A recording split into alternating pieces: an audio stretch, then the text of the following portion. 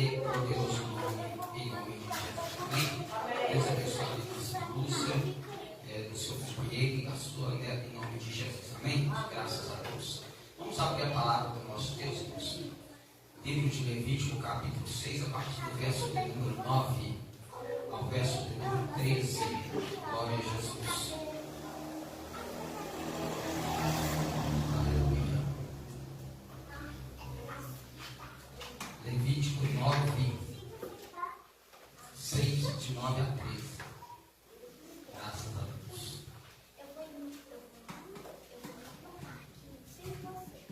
Maravilha de Deus.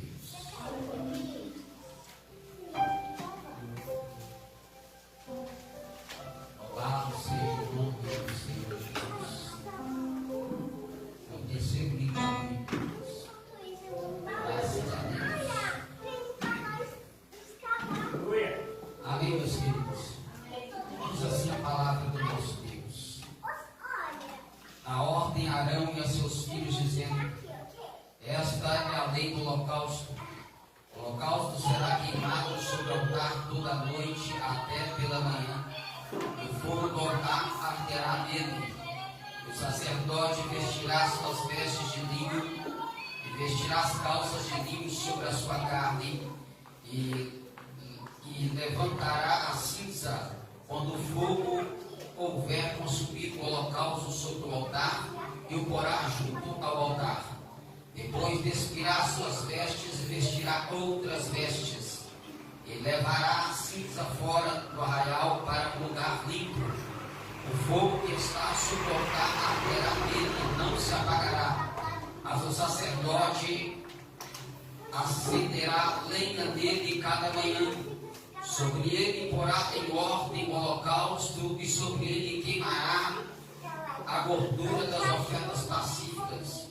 O fogo arderá continuamente sobre o altar e não se apagará. Glória a Deus, podeis nos assentar. Glória a Deus, aleluia. Aleluia. Irmãos, quando nós temos o livro de Levítico, em particular o capítulo de número 6, nós já temos por prática, por costume, de frisar o versículo de número 13 do capítulo 6, porque nós gostamos de falar sobre o fogo que arde sobre o altar continuamente e não pode se apagar. Mas na verdade, quando Moisés ele estava direcionado por Deus, todo o contexto que Moisés vai falar sobre o livro de Levítico é um acompanhamento daquilo que Deus ele colocou diante do seu povo de todas as nações pela sua palavra revelada no Monte Moriá, quando ele entrega as leis, quando ele entrega os preceitos para Moisés. A Bíblia diz que o Senhor, ele quando chega no livro de Levítico, o livro de Levítico ele está classificado dentro da Torá como o terceiro livro da Bíblia, que nós chamamos de Pentateuco. A Torá ela é composta pelos 5 primeiros livros da Bíblia: Gênesis, Números, Êxodo, Levítico e Deuteronômio. Só que quando nós pegamos o livro de Levítico, que foi traduzido por causa da ênfase em que o próprio livro vai dar sobre ordens que Deus ordenará para Moisés passar Arão e todos os descendentes da tribo de Levi e do sacerdócio. Mas quando Deus, ele na sua originalidade, vai dar o nome deste livro, o nome é Vaikra. A palavra Vaikra do original não é Levítico, é Mishamô, porque Deus estava mostrando para Moisés que ele estava chamando dentro das 12 tribos de Israel, ele estava chamando uma tribo separada, ele estava chamando pessoas separadas para fazerem a obra do tabernáculo, para seguirem com a continuidade da presença de Deus no meio do povo mediante a vários sacrifícios que o próprio Deus ordenaria para Moisés. E quando nós temos o versículo de número 9, que olha, acabamos de dizer, ele está assim, dá ordem a Arão e aos seus filhos, dizendo: este ato, esta fala de Deus, ela está composta dentro de 5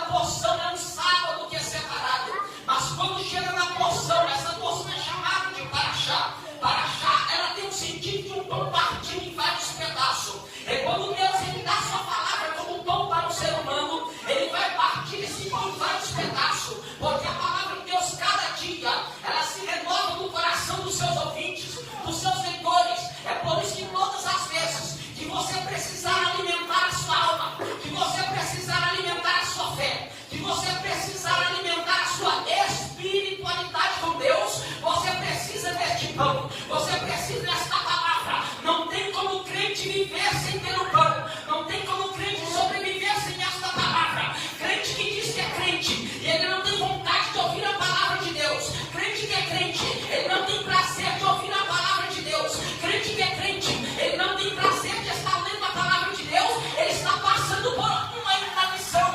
O que é inanição, pastor? Inanição é quando a pessoa deixa de comer e ela passa a perder a propriedade que sustenta o seu corpo. Então todo crente que não tem vontade de comer a palavra de Deus, ele tem uma inanição espiritual. A sua vida espiritual seca, a sua vida espiritual se esvai, a sua vida espiritual se acaba. Mas nessa noite, o pão vivo que desceu do céu, que chama Jesus Cristo de Nazaré, está aqui nesta noite e tem um pão vivo para te dar a sua palavra. Aleluia! Sura para cantar a xandaraia, oricanto lá para cantar a cheia. E quando o judeu divide esta paraxá, ele vai colocar o nome de Tissav. Tissav é dar uma ordem. Quando Deus começa a falar com o povo da tribo de Levi, ele está dizendo: olha aqui, tudo que vocês fizerem terá uma ordem, tudo que vocês fizerem terá um preceito. Ou seja, quando nós estamos na casa de Deus, quando nós estamos na presença de Deus, é necessário saber que Deus está dando ordens. O nosso Deus é um Deus organizado, o nosso Deus é um Deus que se ordena, que dá ordens para a organização da nossa vida. Em tudo aquilo que Deus falar com você, você gostando ou não, ele está falando para que a tua vida seja organizada, para que a sua vida seja direcionada, para que lá na frente você possa usufruir das bênçãos da palavra de Deus. Aleluia! E Deus vai dar 3 ordens dentro deste texto. A primeira ordem que Deus, aleluia, ele vai dar para Arão e para os seus filhos Moisés, dá 3 ordens para os filhos de Arão. Primeira ordem: retira a cinza do altar. Segunda ordem: quando se sujar com a cinza do altar, troca as vestes. Terceira ordem: quando trocar as vestes por causa da cinza de sol, mantenha o fogo aceso. As 3 ordens de Deus é tirar a cinza, trocar a veste e manter o fogo aceso. Porque tudo que Deus faz é através de fogo, é através de uma organização, de uma ordem para fazer sacrifício. E quando na Bíblia, no livro de Levítico, fala de sacrifício, ele está falando de culto. Todo culto é um sacrifício. Só que sacrifício, para ser perfeito, ele tem que ser feito com a maior prazer, mesmo quando você não tem vontade de fazer. O problema do crente atual é querer ter a vontade de fazer para poder fazer. Mas quando Deus dá ordem para os filhos de Arão, Deus não está perguntando: quando vocês quiserem, tira a cinza do altar. Quando vocês quiserem sujar as vestes, troca. Não, quando vocês quiserem, mantém fogo. Não. Deus disse: tira a cinza, troca as vestes e manda fogo. Quando Deus disse para eles que eles queimassem o holocausto, quando o holocausto era trazido para o altar, e o sacerdote pegasse a oferta que era trazida pelo ofertante, ele tinha que degolar o animal, pegar o sangue daquele animal, aspergir sobre o altar, derramar o restante dos pés do altar, separar o animal em partes, colocar sobre o altar e tacar fogo nele. E à medida que o fogo ia queimando a carne,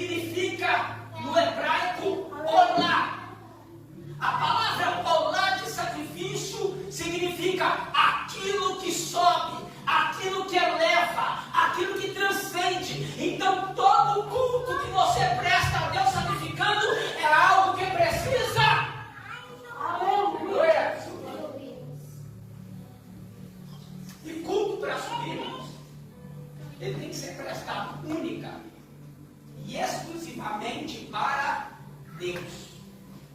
O dia que eu me preocupar com uma performance para apresentação para público, eu perco a essência da adoração.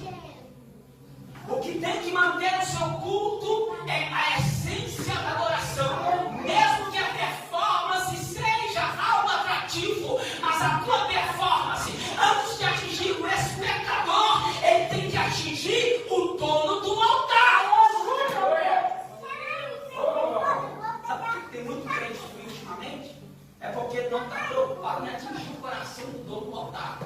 Ele até quer colocar o sacrifício no altar, mas ele não está preocupado se aquilo que ele vai pôr no altar vai subir para as narinas daquele que recebe o nosso culto.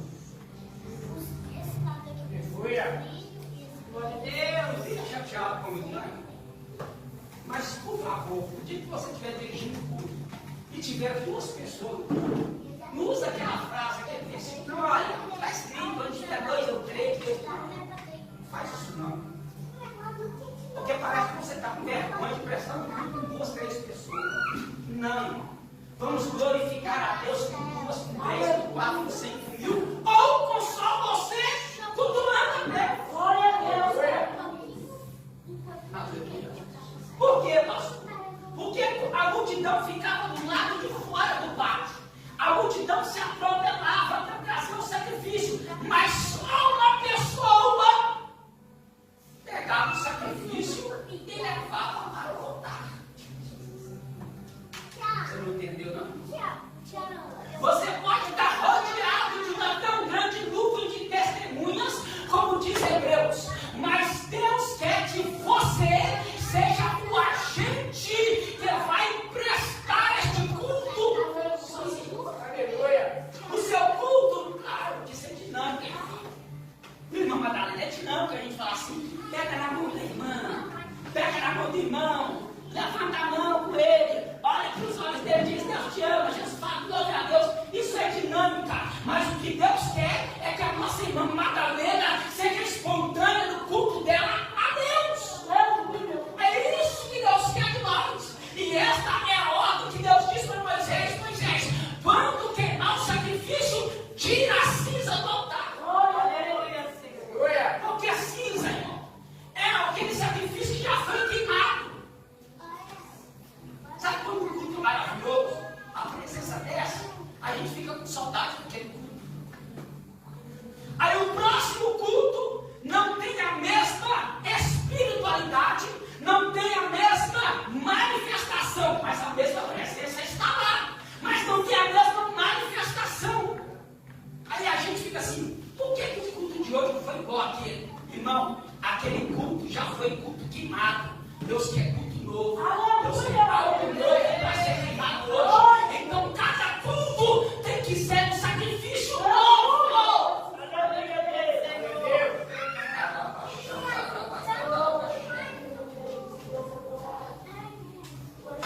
Glória a Deus.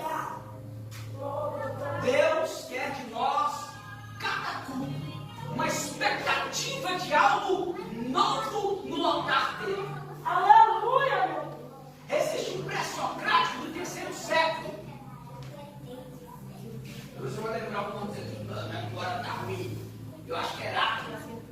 Ele disse assim: ninguém se banha no mesmo rio por duas vezes.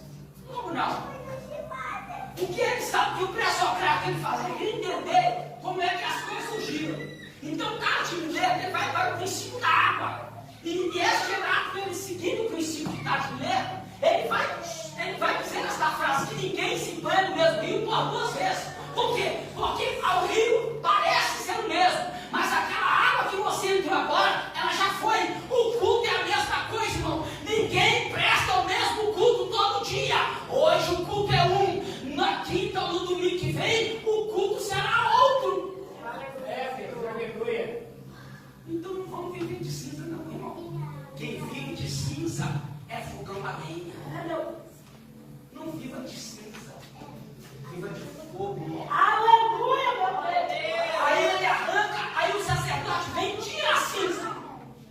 Só que já tinha preparado. Porque Deus não aceitava o sacerdote tirar a cinza, ele sabia que para ele recolher a cinza, a espevitadeira que estava em cima, à medida que ele tirava a espevitadeira, que era a espevitadeira, pastor, era o que ele usava para ficar virando o sacrifício no altar. Só que ele tinha que virar o sacrifício e deixar a espevitadeira lá. Só que quando ele mexia com a espevitadeira, a cinza que ele virava no sacrifício, aí ele tinha que vir com a pá depois que o sacrifício queimou e rapar a cinza por um recipiente que ele tinha que levar para fora do arraial. Quando ele saía para fora da serra do vidro, do deserto do vidro, sujava a vestimenta do sacerdote. E ele tinha que voltar para o altar, só que ele não podia voltar para o altar com a veste suja. Aí Deus disse, na hora que acabar o sacrifício, que ele tirar a cinza, fala para ele trocar as vestes para continuar o sacrifício. Deus tem uma veste de salvação para todo ser humano. Não importa a situação que está a sua vida, Deus quer vestir a sua história com um plano novo. Deus quer vestir a sua história com algo novo. Marcos 2:22, Jesus diz assim: ninguém deita vinho novo em odre velho. De outra sorte, o vinho novo rompe os odres, ele torna-se o vinho e os odres estragam. O vinho novo deve ser deitado em odre novo. Ou seja, no conceito que nós estamos falando, Deus ele tem sempre algo novo para você. Deus não quer que nós vivamos a mesma vida velha. Ele tem uma vida nova para cada um de nós. Aleluia, Deus. Aleluia. Aí o sacerdote, irmãos, ele tinha uma mitra, uma espécie de estola, chamada estola sacerdotal na mitra, uma espécie de um gorro, vamos dizer assim. Só que nesse gorro tinha uma placa de ouro puro, batida, e estava escrito nela: Kadosh Adonai, santidade ao Senhor. Então, quando ele trocava as vestes, ele tinha que entender que o que estava na mente dele era a santidade de Deus. Aí quando ele ia com essa santidade de Deus, ele voltava para o altar, ele não podia vir, irmãos, de qualquer jeito. Ele já tinha que pegar uma lenha, porque o fogo está aceso. Então ele vinha, sabia que não tinha sacrifício, mas ele não podia deixar o fogo se apagar. O que ele tinha que fazer? Tacar lenha no altar.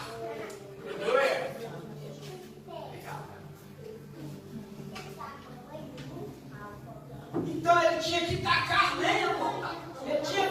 A lenha era assim, irmãos. O fogo não podia se apagar. Ele não podia esperar o fogo acabar para colocar outra lenha, porque senão o fogo apagava. E a ordem de Deus era: o fogo no altar não pode se apagar. Continuamente. Então ele via que o fogo estava quase esvaindo, ele vinha e tacava a lenha. Aí o fogo. É Deus Santo, aleluia. Provérbios 26:20. Sem lenha, o fogo se apagará. Só que não é qualquer tipo de lenha. Existem 3 tipos de lenha. Deus só precisa de uma. O primeiro tipo de lenha é o graveto. O graveto ele até pega fogo. Só que tem um problema. Ele pega fogo rápido, mas também apaga rápido. Deus não quer crente graveto. Aqui sabe aquele crente que é o estouro, mas na mesma hora que ele está, ele já está assim. A mesma hora que ele acende, ele apaga. É o crente graveto, ele é momentâneo. Deus não quer pessoas momentâneas queimando no altar. Deus quer pessoas constantes que pegam fogo todo momento.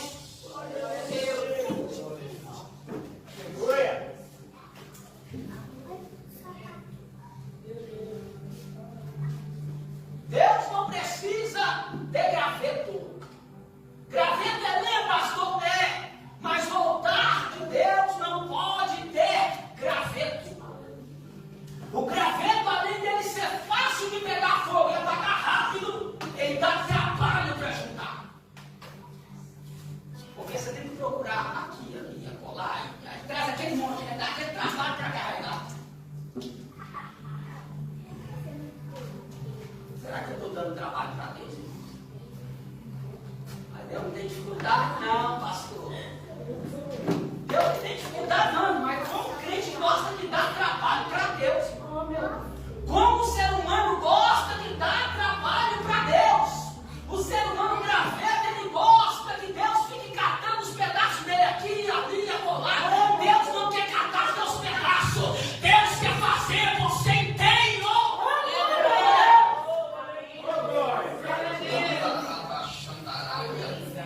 Urabantu que labra xandara bacalhau séria.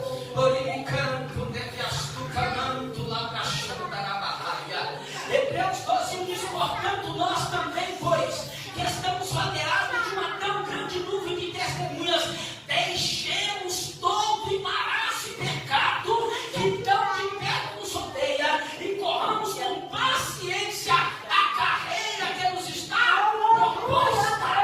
A parte B do versículo 12, do versículo do capítulo 12 de Hebreus, assim, deixando todo o embaraço.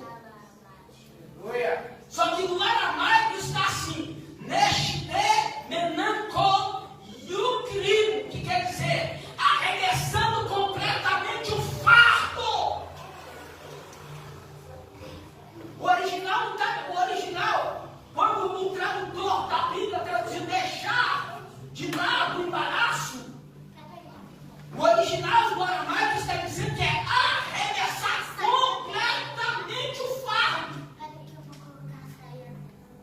que nos odeia. O inimigo tem tentado colocar fardo pesado sobre a igreja.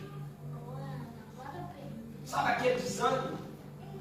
Irmão, você passa o dia todo cantando, assoviando, tomando seu café, almoçando com alegria. Você faz tudo tranquilo. Aí na hora que chega o momento do culto, vem aquele peso. Por quê? Porque que tudo no cotidiano é fácil, mas daquilo que é para Deus tem aquele fardo, aquele peso. Porque o negócio, irmão, não é natural. Porque no teu serviço tu fica no natural. No almoço você fica no natural. Nos seus afazeres você fica no natural. Mas quando vem para o lado espiritual, que é a parte de pôr fogo no altar, o peso vem. Aí o embaraço chega e o culto já era.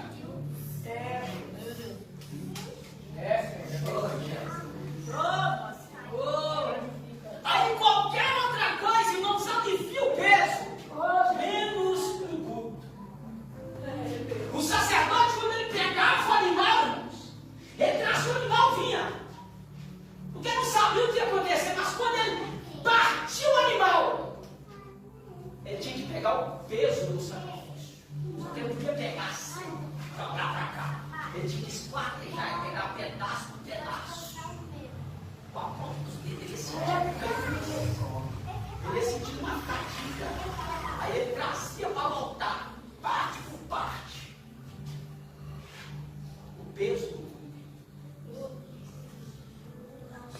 O peso do culto. Quando o escritor aos Hebreus, ele está falando deixar. Ele não está falando apenas deixar, ele está falando arremessar. Por que o original do aramaico usa a expressão arremessar o fardo para longe? Por quê? Porque se eu deixo, eu vou deixar com cuidado com carinho. Vou fazer até um cafunézinho, né? Que a gente quer mais não. Na primeira oportunidade, irmão.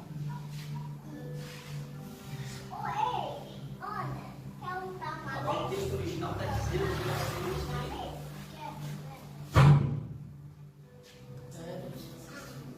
Sabe qual que é o sentido que o original está dando? Não sei se você já fez isso na sua infância. Quando a gente vai para uma lagoa, pega aquelas pedrinhas, aquelas bichadinhas, e você vê ela ficando. Aí lá no final ela afunda. Aquela pedra nunca mais você vai pôr nela. É disso que o texto original é dizer. Arremessa para nós. Olha, veja que canto.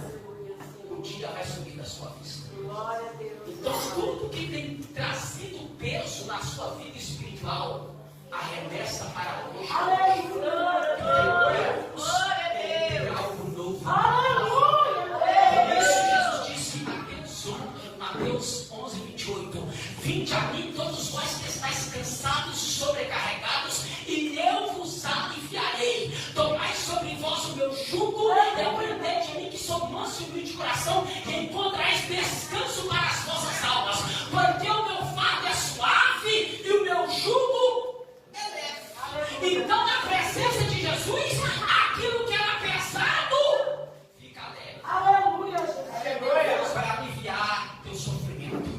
Deus vai aliviar as suas dores. No momento que o peso vier, tenha certeza que algo no espiritual está batalhando para que você não seja uma pessoa que faça um verdadeiro sacrifício. Deus vai te levantar nesta noite para fazer um sacrifício real. Aleluia! Glória a Deus! E qual que é a outra lenha? 6 lenhas. Lenha nova. A lenha nova, ela tem até o tamanho certo. Você pega até o tamanho certo. Vamos dizer assim, certo para colocar no altar para manter o fogo. Só que tem um problema. A lenha nova, quando o fogo chega nela, como que faz a lenha nova? Ela só manda fumaça, ela só sai fumaça e água. Lenha nova, quando é colocada no fogo, ela vai, pelo calor do fogo, soltar fumaça e água. Mas manter fogo aceso que é bom? Nada.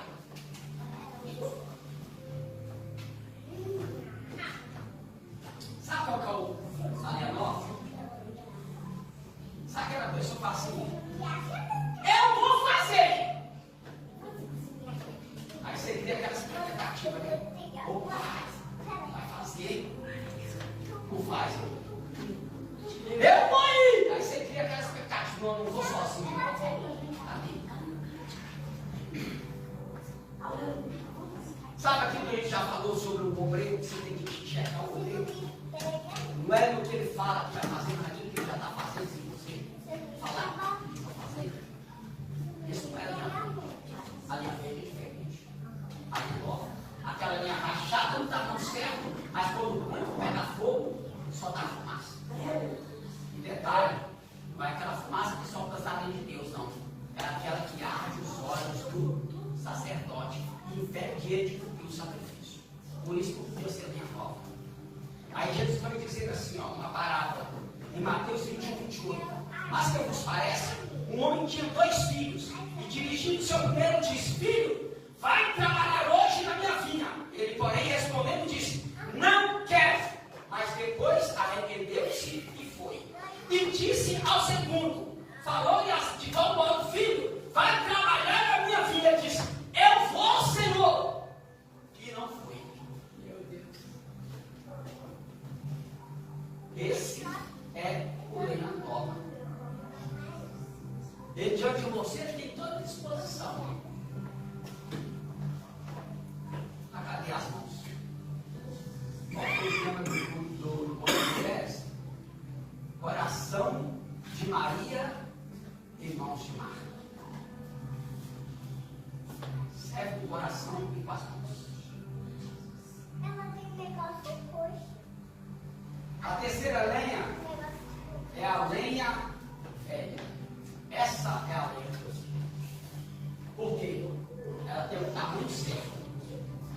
Mas quando você joga essa lenha velha no fogo, pode estar na brasa.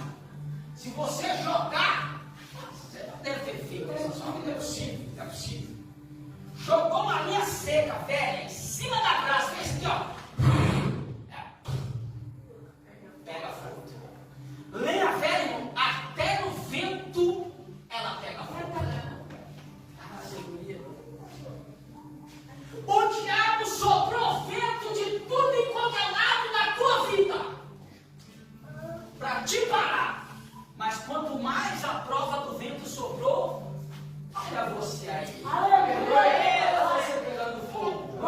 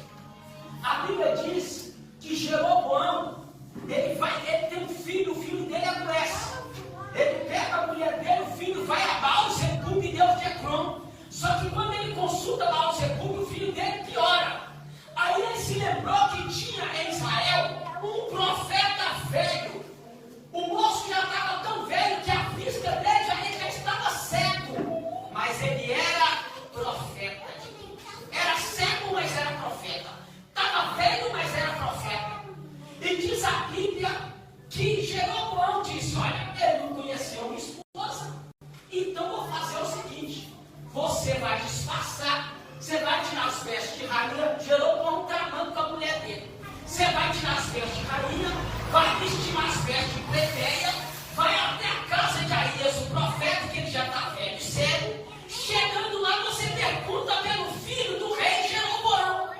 E aí vem a mulher de Jeroboão. Quando ela está na sua recâmara, disfarçando, tirando veste de rainha, vestindo veste de plebeia, Deus foi lá no profeta Aías, que estava sentado na sua recâmara, com uma bengala na mão, seco, cabelos brancos. O Senhor disse para o profeta Aías: eis que está vindo aí a mulher de Jeroboão. Aí vem a mulher de Jeroboão, toda disfarçada. Para que disfarçar, irmão? O profeta já estava cego com os olhos da carne. Quando ela chegou na porta da casa do profeta Aías, que ela foi bater na porta, Aías gritou: entra, mulher de Jeroboão. Isso é lei a velha. É uma enganada por qualquer. Aleluia! Glória a Deus! O profeta Aías disse: entra, mulher de Jeroboão, porque eu tenho novas duplas para ti. Quando ele encontra pessoas nesse estágio de lenha velha, irmãos, o diabo não vai te enganar mais. Você não vai deixar mais o inimigo te enganar, porque Deus vai abrir teus olhos espirituais. É tudo que o inimigo colocar na tua frente, Deus vai revelar. A ordem de Deus: trocou a veste, tirou a cinza, agora é manter o fogo. O fogo mantém-se em além. Só que existem 3 tipos de fogo. Pastor? O primeiro fogo é o fogo natural. Esse fogo natural, lá nas terras de Israel, na Palestina, nos desertos áridos, acontece normalmente durante o calor do sol de mais de 45 graus Celsius. É natural o sol bater na areia, esquentar as folhas secas de uma árvore e ela pegar fogo. Lembra da sarça que Moisés viu? Aquilo era normal acontecer no deserto, era normal. O que chamou a atenção de Moisés não foi a sarça pegar fogo, foi ela pegar fogo, mas ela não se consumir, era normal. Esse é o fogo natural. O segundo fogo é o fogo artificial, que o homem, pela técnica da pirotecnia, que é isso, pastor? É fazer fogos de artifício. O homem consegue, através de pólvora, isqueiro ou fósforo, produzir fogo artificial, explodir tudo com fogo artificial. O homem consegue fazer, mas o fogo que Deus estava dizendo que não se apagaria era o fogo espiritual. Glória a Deus! Eu vou fazer uma pergunta retórica para todos nós. O que é isso? Responda para você mesmo. Qual é o tipo de fogo que está na minha vida? É o natural? É o artificial? Ou é o espiritual? Porque tem muita gente produzindo fogo natural. Irmão, eu sei que é bonito a gente ornamentar a igreja. É até bonito. Mas tem uma coisa, irmão, que eu não gosto. É colocar aqueles enfeitezinhos de fogo assim, ó. Sabe o que você coloca aqueles ventiladorzinhos assim? Fica aquele negócio assim balançando, parecendo fogo. Pô, irmão. Sabe o que está dizendo aquilo ali? Que nós não temos mais sensibilidade com Deus para o fogo espiritual não tem. Aí a gente tem que ficar inventando fogo artificial. Não, Deus não quer você inventando fogo artificial. Deus quer fogo espiritual nas nossas vidas. Porque o fogo espiritual, irmãos, no capítulo 9, versículo 4, que acendeu o fogo espiritual, está escrito assim: porque o fogo saiu de diante do Senhor e consumiu o holocausto e a gordura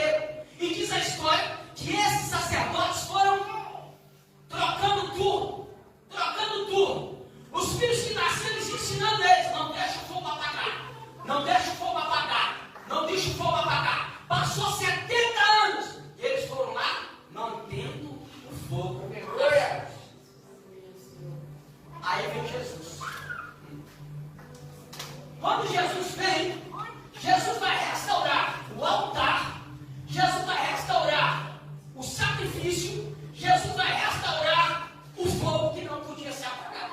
Como assim, pastor? Jesus se torna o sacrifício perfeito, não tem mais nada para resolver, o sacrifício está resolvido.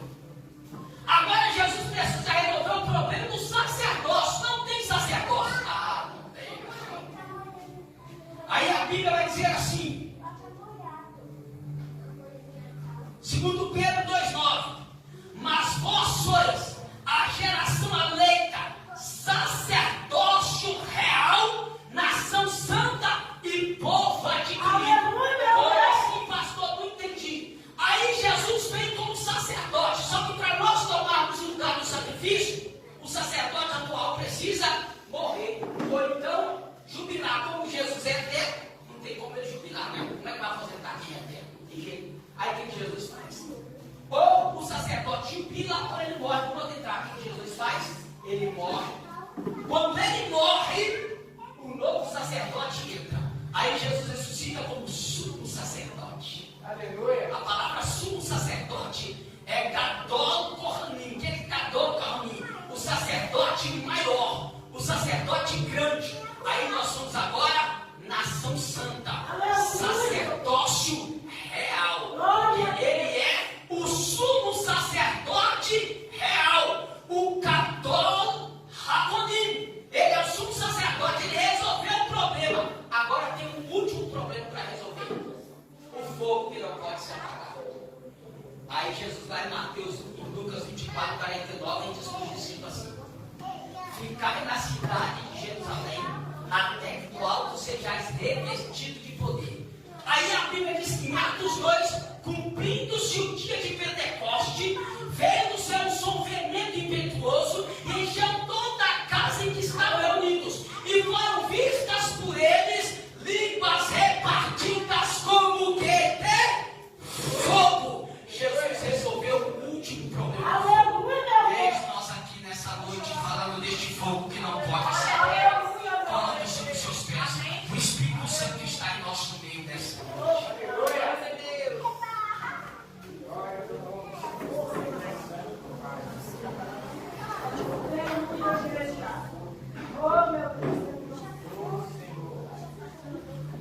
Jesus quer manter o seu ministério de pé, o seu culto vivo e a presença dele. Então não deixe o diabo dizer que você não consegue e não vai mais prestar um culto agradável a Deus. Ele não pode dizer isso. Jesus já restaurou o seu ministério, Jesus já restaurou a sua chamada. Agora mantenha este fogo aceso. Feche os seus olhos, eu quero orar com você. Hoje nós não vamos pedir nada, vamos pedir uma coisa apenas. Senhor, aceite-me, Senhor. Aceite-me, Senhor.